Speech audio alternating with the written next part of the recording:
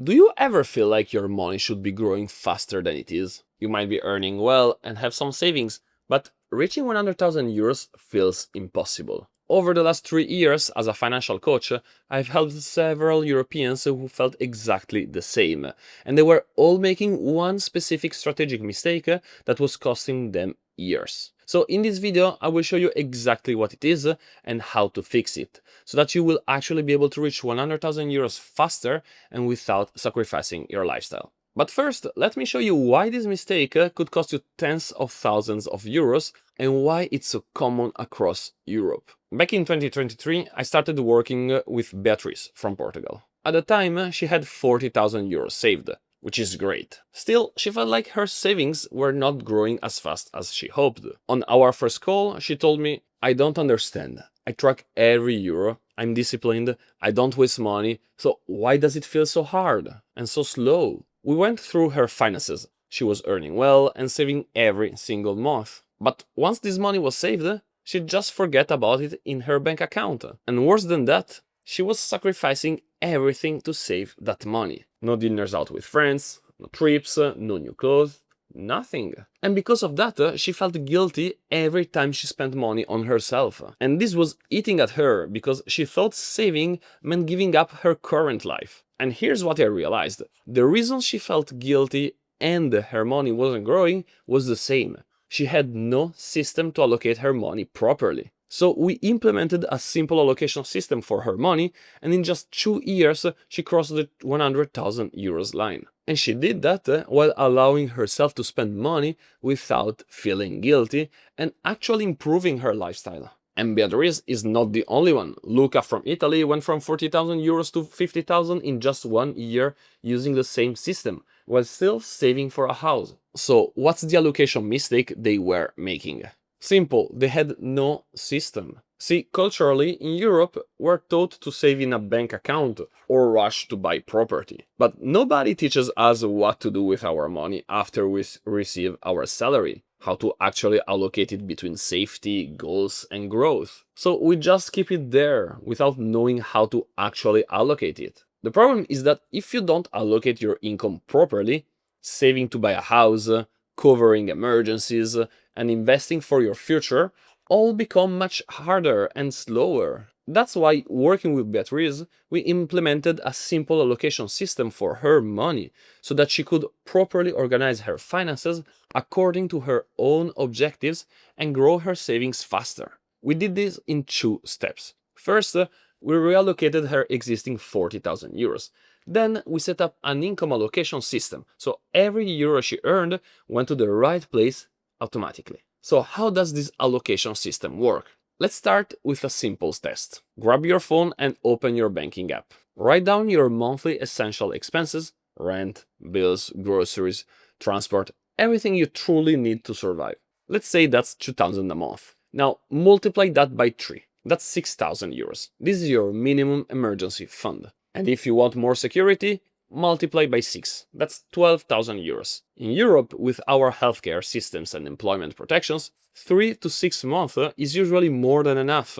But always adapt this to your own personal situation. Next, look at your bank account. How much is sitting there? If you have more than 12,000 euros, you've just found your dead money. For example, Beatrice had 28,000 euros of dead money because it wasn't doing anything useful for her there. It wasn't building up to buy a house, it wasn't being invested, it wasn't helping her with anything. That's why we started using the 3-bucket system. Think of your money like water. It needs to flow into different containers based on when you will need it. Bucket 1 is your emergency fund. This is your safety net, and as said, it should be around 3 to 6 months of living expenses. This money needs to be accessible immediately, and that's critical, because it's the money you will use if you lose your job, your car breaks down, there's a medical emergency, or whatever. For this, you could keep it in your bank account or also use a high-yield savings account to earn something around 2% per year on it. In Europe,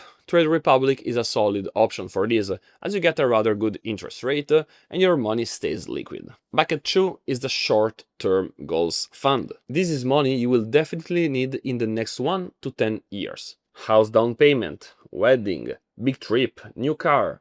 This money should not be in the stock market, because if there's a crash right when you need it, you're forced to sell at a loss. And that's exactly how people lose thousands. Instead, put it in low-risk places, high-yield savings accounts, or short-term bonds earning 3 to 4% per year. You can use the same high-yield savings account or bonds platform you use for your emergency fund. Bucket 3 is the wealth builder. This is money you won't need for 10 plus years. Retirement, financial independence, long-term security.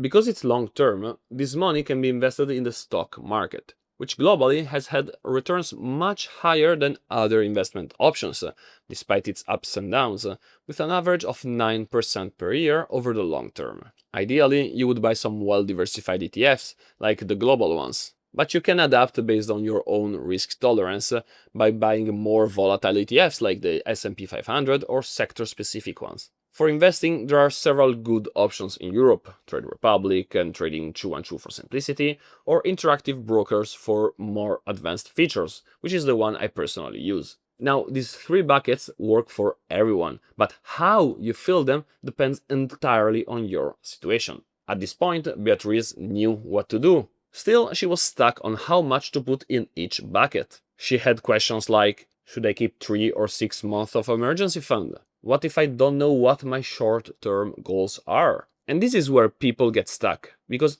every choice depends on your specific situation. Generic advice doesn't work here. In her case, since she's a freelancer, we went for 6 months of emergency fund. But if you have a fixed job, you should probably lean toward 3 months. Then, since she wanted some money available for her holidays, we allocated 5,000 to short-term goals and the rest to investments. But that might not be your case, as it wasn't for Luca. He wanted to buy a house in the following 3 years, but also continue investing at the same time. That's why we went through his finances, the cost of the house he wanted to buy, and finally decided on a 40-60 split, so that he could both buy a house and grow his investments. But that's not all. After that, she still needed to allocate her income to really have an efficient system. And that's where most people get lost.